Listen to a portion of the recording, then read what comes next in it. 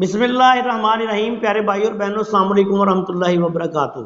मैं हूं आपका मेज़बान हकीम शहबाज हुसैन अवान और आप इस वक्त देख रहे हैं Hakeem Shahbaz herbal TV on YouTube.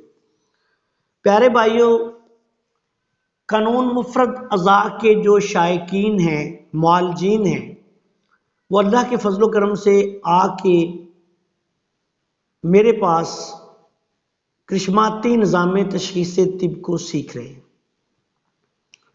अब ये जो आज तक जितने भी बंदे सीख कर गए हैं, वो सारे के सारे कानून मुफरद अज़ा के मुआलजीन हैं।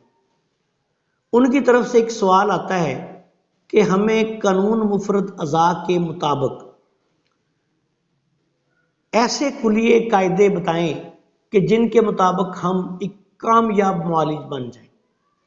उस सिलसिले में ये मैं वीडियोस का एक सिलसिला रिकॉर्ड करवा रहा हूं।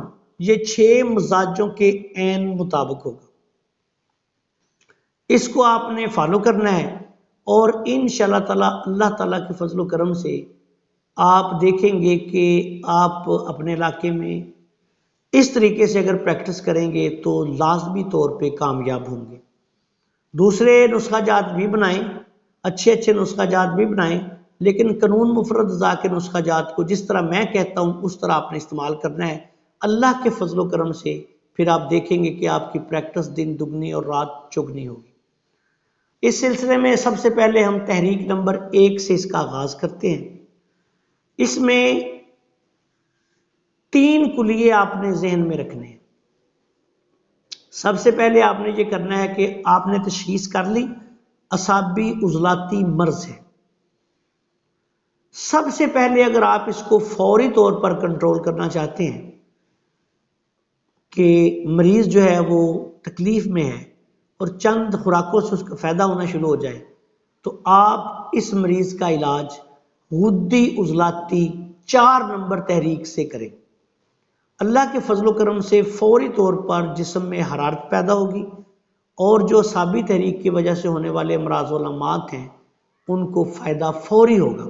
इसके बाद इससे आप मर्ज कंट्रोल कर लेंगे।